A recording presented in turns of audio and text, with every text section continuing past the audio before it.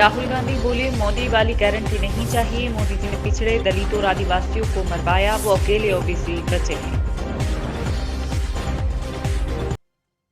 भारत की जीत के लिए महाकालेश्वर मंदिर में पूजा। भोपाल सहित प्रदेश के कई मंदिरों में रुद्राभिषेक, विशेष अनुष्ठान, दरगाह पर दुआएं। 18 ओवर में भारत ने बनाए 109 रन। क्रीज पर जमी हुई है कोहली और केएल राहुल की जोड़ी।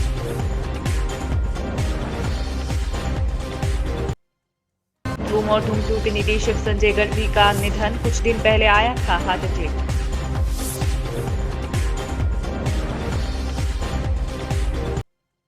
और दिल्ली के मुख्यमंत्री अरविंद केजरीवाल ने भारतीय टीम को दी शुभकामनाएं। बोले, पूरा देश आपके साथ।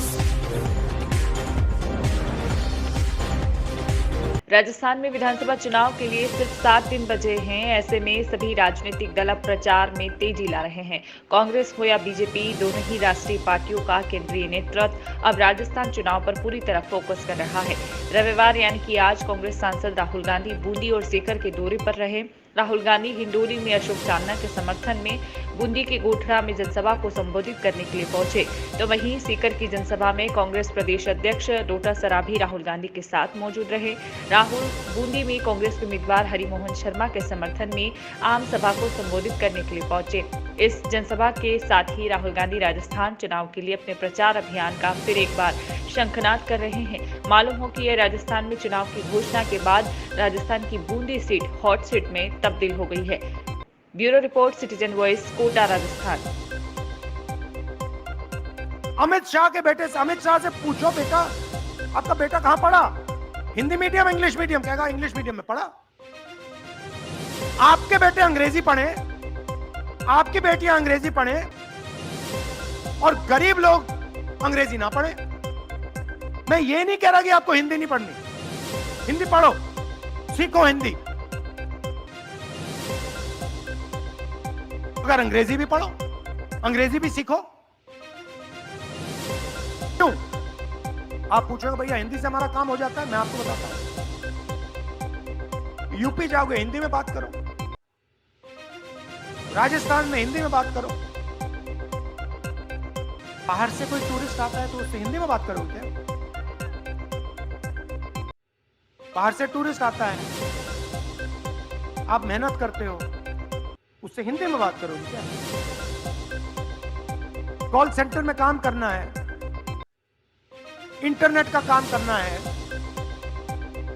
अंग्रेजी में होगी, काम अंग्रेजी में होगा।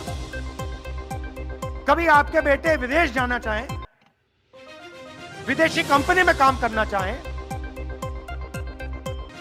अंग्रेजी की जरूरत है।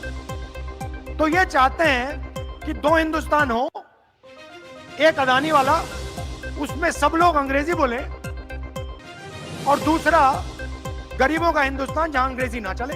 तो लोग हैं जिनमें ये आवाज गूंजती है भारत माता की। ये भारत माता है, सही?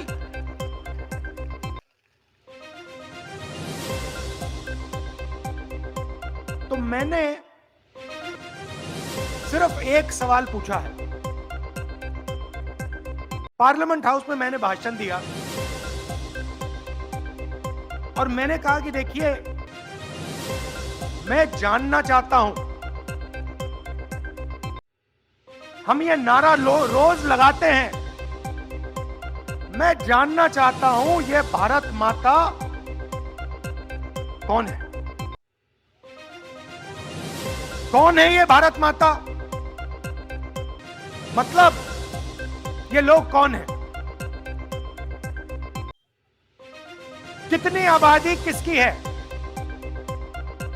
आदिवासी कितने, दलित कितने, पिछड़े लोग कितने, गरीब कितने, अमीर कितने? अगर हम नारा लगाते हैं भारत माता की जय, और अगर हम भारत माता के लिए लड़ते हैं, खून देने के लिए तैयार हैं, तो ये भारत माता है कौन?